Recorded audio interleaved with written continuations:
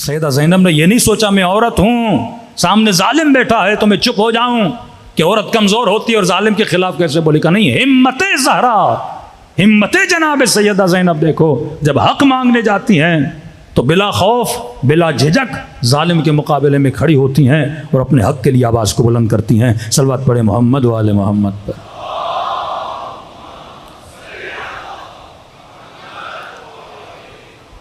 کربلا شعور کا نام ہے، کربلا شعور سیاسی کا نام ہے. یہ ایک الگ ٹاپک ہے، میں نے دوسری مجلسوں میں پڑھا، لیکن الحمدللہ جتنا سیاسی دینی شعور مکتب اہل بیت والوں کے پاس ہے، عالم اسلام میں کسی کے پاس نہیں ہے. اس کی دلیل یہ ہے کہ جتنے بھی شیعہ معاشرے ہیں ان کی قیادت ان کے علماء کے ہاتھ میں.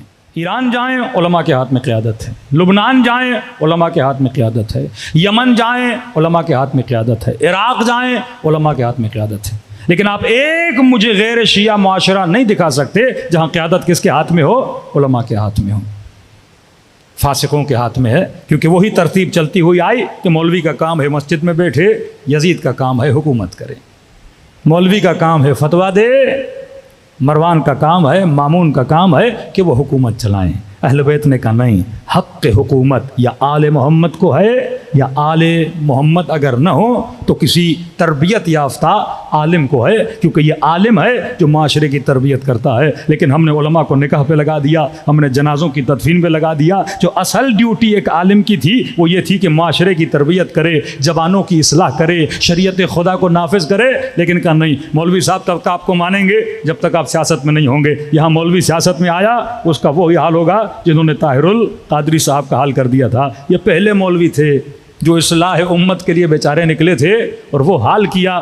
ان کی برادری نے کب کینیڈا میں بیٹھے ہوئے ہیں، پاکستان آنے کا نام بھی نہیں لیتے.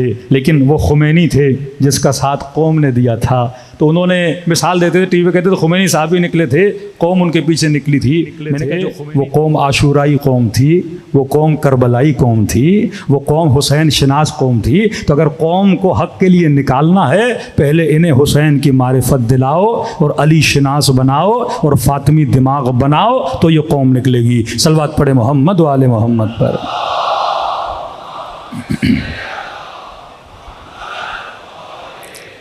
سخت مذمت ہے خانقاہ اسلام کی، سخت مذمت ہے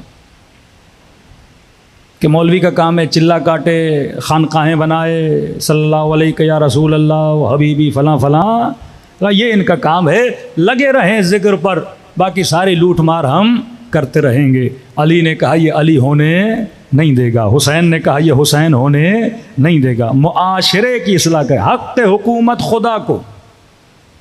اب خدا ظاہری طور پہ نہیں تو نمائندہ نبی، نبی کے بعد کون؟ نبی کا ولی.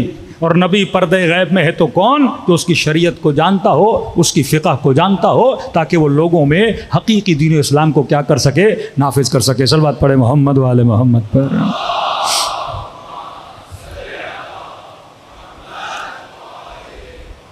ایک بہت بڑی پکچر بنایا کرو عاشورہ کی، محدود نہ کرو جلوس تک، عاشورہ کو محدود نہ کرو مجلس تک. ہر چیز میں درس دیا گیا ہے. یہ ہمت، یہ شجاعت کا جذبہ کہ کربلا کے ہر شہید نے کہا، یہ نعرہ مارا کہ ہمیں موت سے کوئی خوف نہیں ہے. فرمایا ہمارے شیعوں کی ایک نشانی یہ بھی ہے کہ موت ان پر آئے یا یہ موت پر آئیں، ان کے لیے کوئی فرق نہیں پڑتا. یا طبیعی موت مرو گے یا کوئی تمہیں مارنے آئے گا. فرمایا دونوں صورتوں میں یہ ڈرتے نہیں ہیں. یہ جذبہ شہادت دے دیا کہ دنیا کی زندگی محدود ہے. یہ حبیب ابن مظاہر، مسلم ابن اوسجا، ہانی ابن عروہ، جناب سعید، جناب جو ان کا کردار شجاعت ہے. جناب نوفل جن کا خیمہ قریب ترین خیمہ تھا امام حسین کے ساتھ، بہترین تیر انداز تھے. کہتے ہیں اندھیری رات تھی. اب ظاہر ہے یہ چوکن رہتے تھے کہیں دشمن حملہ نہ کرے خیموں پر. تو کہتے ہیں میں نے کوئی شبح دیکھا، مطلب کوئی سایہ دیکھا جو امام حسین کے خیمے کے پیچھے جا رہا ہے.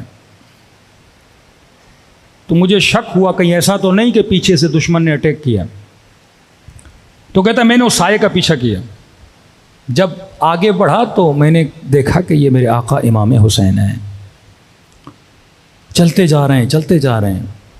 اب کہتا یہ نہیں کہ میں امام حسین کی کوئی جاسوسی کروں کہ مولا کہاں جا رہے ہیں، کہ حفاظت کی نیت سے، کہ رات کا اندھیرا ہے، مولا اکیلے نکلے ہیں، کہیں سے دشمن اٹیک نہ کر دے۔ کہتا پیچھے چلتا گیا، امام حسین نے محسوس کیا کوئی آ رہا ہے۔ امام نے کہا نوفل تم ہو؟ میں نے کہا جی مولا۔ کیوں کر رہے ہو میرا پیچھا؟ میں نے کہا مولا پیچھا نہیں کر رہا، خوف تھا کہ رات کا اندھیرا ہے، آپ اکیلے چل رہے ہیں صحرا میں، کوئی حملہ نہ کر دے آپ کی حفاظت کے لیے۔ امام نے کہا گیا۔ جناب نوفل کہتے ہیں امام حسین نے میرا ہاتھ پکڑا اور ٹہلنے لگے ہاتھ پکڑ کے صحرا میں۔ اس رات کہتے ہیں کہ چاند نکلا ہوا تھا اور اس کی روشنی نے کربلا کی زمین کو روشن کیا ہوا تھا۔ اتنے میں امام حسین نے کہا کہ نوفل وہ 2 پہاڑیاں نظر آ رہی ہیں؟ میں نے کہا جی میرے مولا۔ کہا دیکھ ان پہاڑیوں کے پیچھے کوئی نہیں، نہ لشکر یزید ہے نہ کوئی سپاہی ہے۔ کہا دیکھ اب بھی اگر چاہتے ہو نا جانا تو چلے جاؤ، پہاڑیاں نزدیک ہیں، پیچھے کوئی نہیں، وہاں سے تو چلا، اب بھی جانا چاہتے ہو۔ حالانکہ امتحان لے چکے تھے خیموں میں چراغ بجھا کر، کہ شاید خیمے میں شرم آئی ہو کہ حسین کو کیسے چھوڑوں۔ ہاتھ پکڑا ہوا ہے، کہہ رہا اب میں خود کہہ رہا ہوں کوئی شکایت نہیں کروں گا نانا سے، کوئی شکایت نہیں کروں گا اماں سے، جانا چاہتے ہو چلے جاؤ۔ جناب نوفل کہتے ہیں مجھے اتنا دکھ ہوا، میں مولا حسین کے قدموں پہ گر پڑا، کہ مولا حسین مجھے موت سے کوئی خوف نہیں، آپ کو چھوڑ کے زندہ کیسے رہوں گا؟ حسین کو چھوڑ کے کوئی زندگی ہے؟ اور چلا بھی گیا تو قیامت میں زہرا کا سامنا کیسے کروں گا؟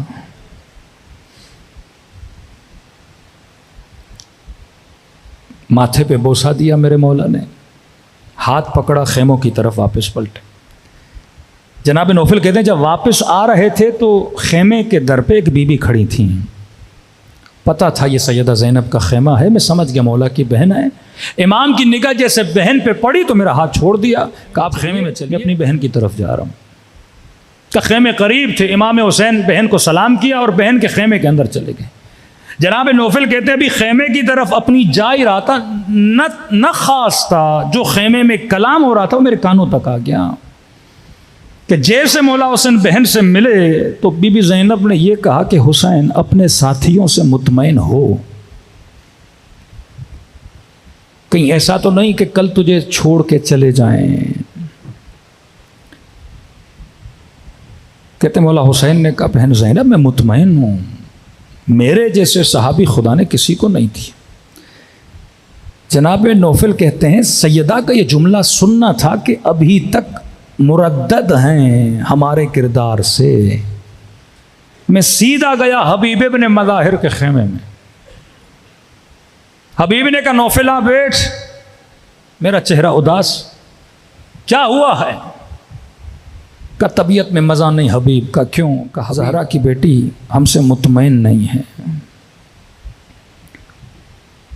حبیب کچھ کر زہرا کی بیٹی کو مطمئن کرنا ہے کہ ہم کل حسین کو چھوڑ کے کہیں نہیں جائیں گے، یہ بچے پریشان ہیں، یہ بیویاں پریشان ہیں۔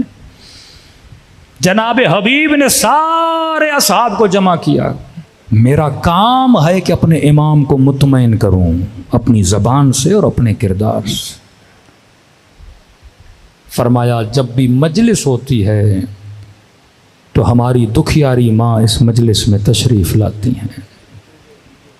چھٹے امام کی روایت ہے، کہا ذاکر ابھی تو نے مصائب پڑھے نہیں، تو پڑھنا چاہتا ہے، تم سب کے سروں کے پیچھے ہماری دادی زہرا کھڑی ہو جاتی ہے۔